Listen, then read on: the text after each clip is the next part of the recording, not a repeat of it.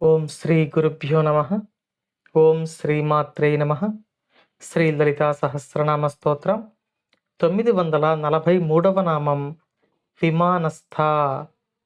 ఈ నామానికి మంత్రస్వరూపం శ్రీ విమానస్థాయై నమః. మనం ఈ నామాన్ని ఒకసారి పరిశీలిస్తే విమానము అంటే ఉన్నత స్థానంలో ఉన్నది అని అర్థం చేసుకోవాలి.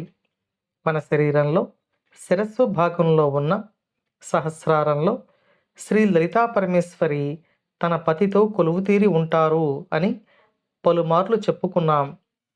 కాబట్టి ఉన్నత స్థానంలో అంటే సహస్రార స్థానంలో కొలువై ఉండే పరమేశ్వరి ఈ నామంలో విమానస్థ అని వసిన్యాది వాగ్దేవతల చేత కీర్తించబడుతున్నారు.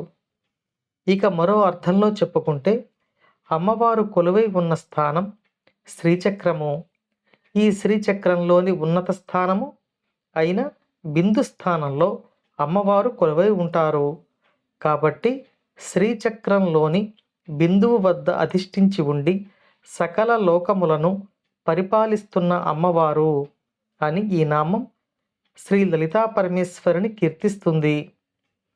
ఇక మరో అర్థంలో చెప్పుకుంటే విమానము అంటే విశిష్టమైనది అని కూడా అర్థం ఉంది.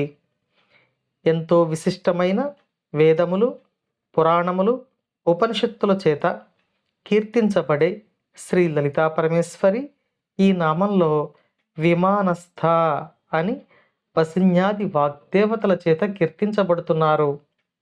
అమ్మవారి అనుగ్రహం మనపై ఎల్లవేళలా ఉండాలని కోరుకుంటూ ఓం శ్రీమాత్రే నమః.